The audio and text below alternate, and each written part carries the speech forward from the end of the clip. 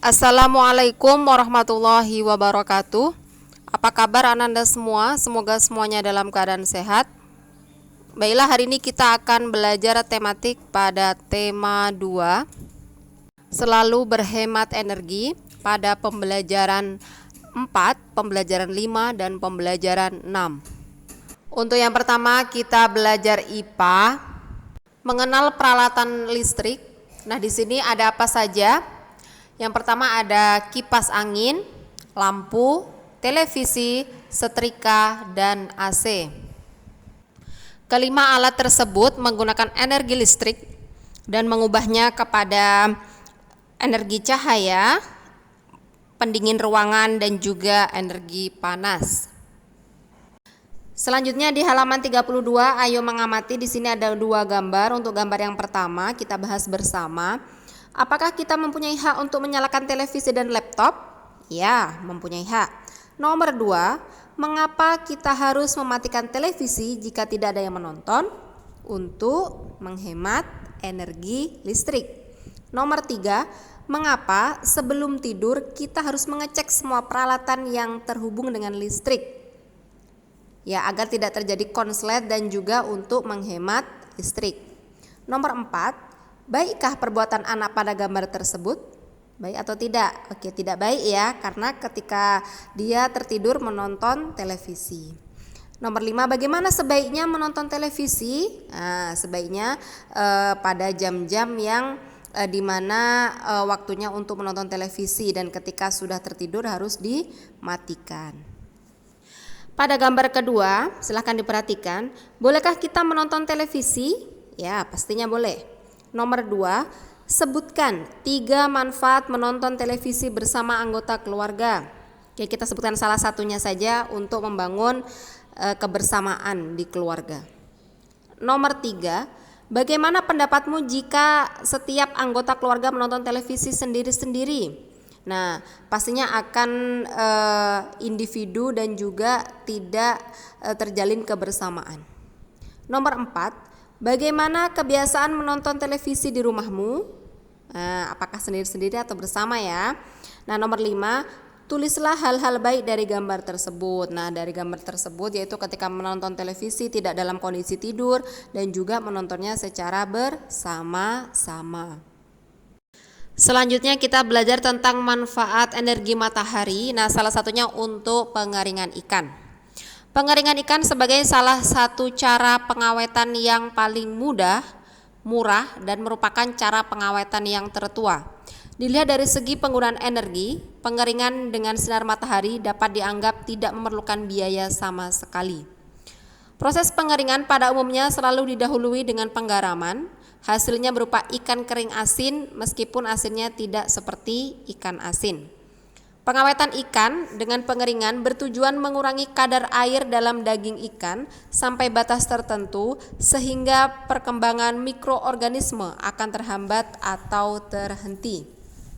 Proses pengeringan dapat meningkatkan daya awet ikan karena dapat disimpan cukup lama dan dalam keadaan layak sebagai makanan manusia. Selanjutnya kita belajar PPKN. Silahkan dibuka bukunya halaman ke-33.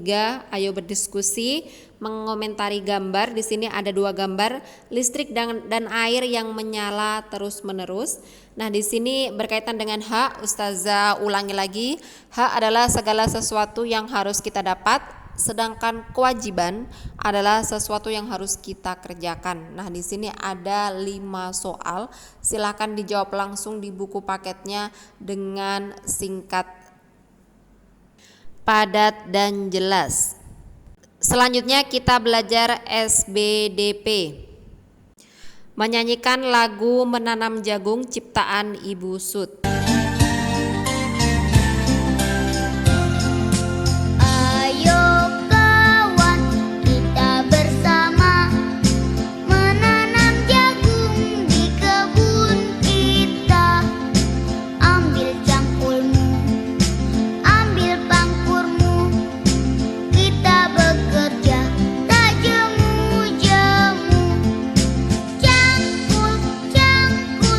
Cangkul yang dalam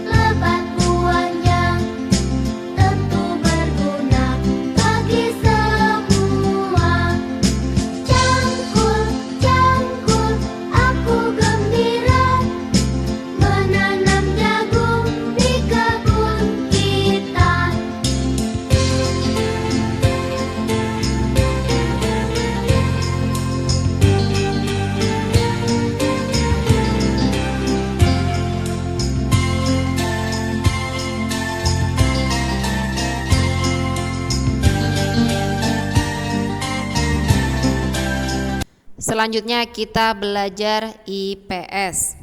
Proses pembentukan minyak bumi ada dua jenis, yaitu di daratan dan di lautan.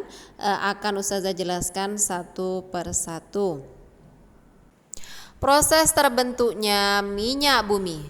Tahu nggak sih, setiap hari, jam, menit, dan detik kita membutuhkan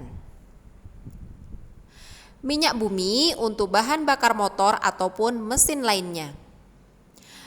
Bahan bakar tersebut berasal dari minyak bumi. Nah, bagaimana proses terbentuknya minyak bumi?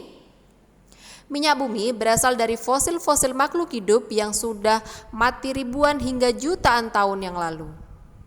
Tumbuhan atau hewan yang mati terkubur di dalam tanah atau di dasar lautan, kemudian tertimbun pasir dan lumpur. Dari pasir dan lumpur tersebut, kemudian terbentuklah lapisan yang kaya akan zat organik dan akhirnya menjadi batu endapan. Ribuan tahun kemudian, karena pengaruh panas dan tekanan bumi, fosil yang ada pada batuan ini menjadi minyak mentah dan gas bumi. Begitulah proses terjadinya minyak bumi. Walau terlihat sederhana, proses ini butuh waktu ribuan atau jutaan tahun lamanya. Selain itu, minyak bumi juga sumber daya alam yang tidak dapat diperbaharui. Maka dari itu, kita harus berhemat terhadap minyak bumi. Yang selanjutnya, proses pembentukan minyak bumi yang ada di danau atau di laut. Yang pertama, perhatikan pada gambar. Ganggang yang hidup di danau tawar juga di laut mengumpulkan energi dari matahari dengan fotosintesis. Setelah ganggang-ganggang ini mati, akan terendapkan di dasar cekungan sedimen dan membentuk batuan induk. Batuan induk adalah batuan yang mengandung karbon. Batuan ini bisa batuan hasil pengendapan di danau, di delta maupun di dasar laut. Proses pembentukan karbon dari ganggang menjadi batuan induk ini sangat spesifik. Itulah sebabnya tidak semua cekungan sedimen akan mengandung minyak atau gas bumi.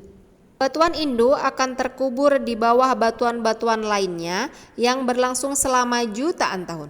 Proses pengendapan ini berlangsung terus-menerus. Salah satu batuan yang menimbun batuan induk adalah batuan reservoir atau batuan sarang. Batuan sarang adalah batu pasir, batu gamping, atau batuan vulkanik yang tertimbun dan terdapat ruang berpori-pori di dalamnya. Makin ke dalam atau masuk ke bumi, suhunya akan bertambah. Ketika suhu terus bertambah karena cekungan itu makin turun, yang juga diikuti penambahan batuan penimbun, suhu tinggi ini akan memasak karbon yang ada menjadi gas.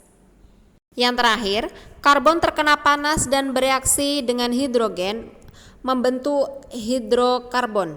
Minyak yang dihasilkan oleh batuan induk yang telah matang ini berupa minyak mentah. Walaupun berupa cairan, ciri fisik minyak bumi mentah berbeda dengan air. Salah satunya yang terpenting adalah berat, jenis, dan kekentalan. Kekentalan minyak bumi mentah lebih tinggi daripada air. Tetapi berat jenis minyak bumi mentah lebih kecil dari air. Minyak bumi yang memiliki berat jenis lebih rendah daripada air cenderung akan pergi ke atas. Ketika minyak tertahan oleh sebuah bentuk batuan yang menyerupai mangkok terbalik, minyak ini akan tertangkap dan siap ditambang. Selanjutnya kita belajar bahasa Indonesia, berdiskusi tentang sikap yang mencerminkan hemat energi. Nah, di sini ada 6. Yang pertama, menggunakan peralatan listrik hemat energi, kemudian mematikan lampu di siang hari, menggunakan listrik seperlunya, efisien dalam menggunakan tenaga listrik, menggunakan kendaraan hemat bahan bakar, dan mematikan keran air setelah digunakan.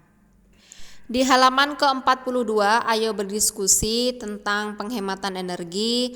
Nah, di sini ada 4 gambar ya. Jadi silahkan dicentang mana yang menghemat energi dan disilang yang tidak menghemat energi ya pada gambar. Nah, kemudian silahkan berikan alasannya dari keempat gambar tersebut. Ustazah mengingatkan kembali untuk tugasnya. di halaman ke-33, 5 soal dijawab secara singkat. Kemudian di halaman 42 ada 4 gambar, silahkan dicentang yang menghemat energi dan disilang yang bukan dan berikan alasannya. Dan yang terakhir soal latihan akhir subtema 1 halaman 44 sampai 46 bagian A dan B langsung di buku paketnya. Demikian untuk pembelajaran tematik kali ini. Tetap semangat belajar, rajin membaca, rajin berlatih. Dan Ustazah akhiri, wassalamualaikum warahmatullahi wabarakatuh.